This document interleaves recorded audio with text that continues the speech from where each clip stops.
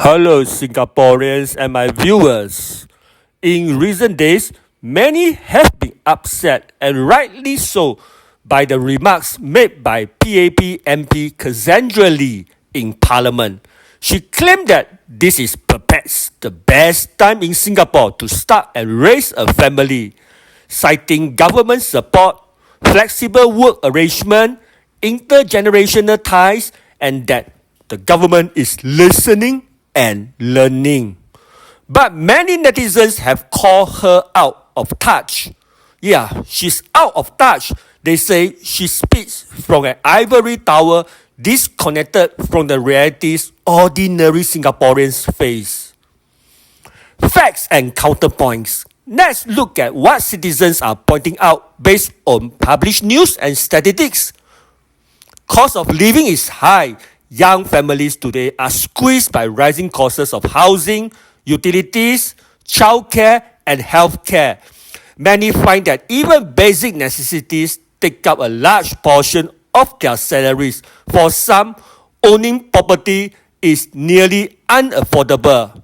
And you know how much is those meal formula, especially 0 to 6 months. You know how expensive it is.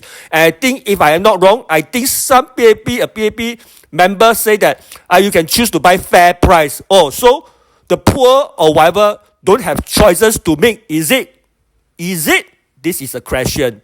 Next, job insecurity and economic uncertainty. It's not just about costs. Job security is no longer guaranteed. Layoffs, retrenchments, or simply stagnating wages that doesn't rise, mean people can't plan long term. With inflation rising, money saved loses value fast. Netizens often point out, when your salary doesn't keep up, nothing feels like a good time. Work-life balance is broken. Cassandra Lee herself mentioned how young parents are stretched juggling careers, caregiving, childcare, and caring for aging parents. But many argue that policy theory hasn't delivered enough action. Flexible work is patchy, childcare leave is limited, and many workplaces still expect long hours. Next, low fertility rate is real. As reported in 2024, Singapore's total fertility rate (TFR) was 0.97. If I am not wrong, far below the replacement level of around 2.1. Many attribute this to cost, uncertainty, career pressures, and housing constraints. Personal reaction and critique. Myself, I find this so sad because despite all these real, tangible struggles, many Singaporeans still give so much power to the PAP, particularly in GE 2025, which was a shock. Why do they trust that things will improve when so many people right now are already struggling?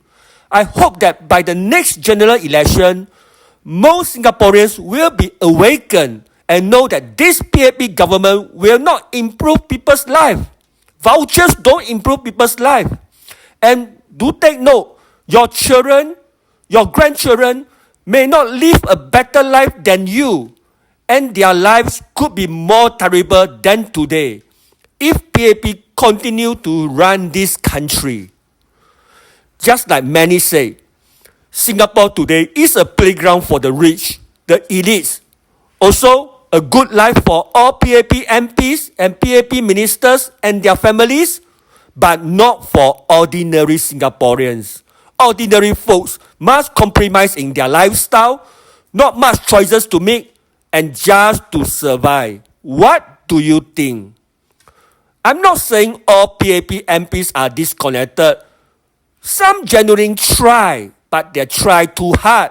But when someone is in power says that it is the best time to raise a family, we must ask, best for whom? Best for who can afford it? Best for who has stable jobs? Best for who has strong family support? For many, that best time feels like a cruel joke. That's why there is the call to action. I ask, will you accept being told that everything is great when your bills are rising? Will you stay silent when the voices of cause of struggle are brushed aside as stress or just part of life? Will you vote for candidates who truly understand these struggles, not just talk about them? Yeah, not just talking about them. We deserve a society where the best time to raise a family is actually accessible for the working class, for all ordinary Singaporeans, not just on paper, where listening and learning is followed by policies that ease burden, not just speeches. In conclusion, yes, Cassandra Lee is right to say that young families face many opportunities.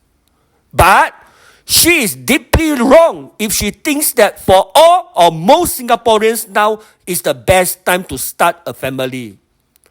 The PAP government's word may say best time, but the lived experiences of many show otherwise. It's time we question these narratives and demand better, more realistic leadership. Thank you for listening to me. I want to listen to your thoughts.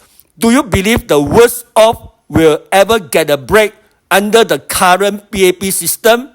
Let's discuss. I am Puah. Thank you.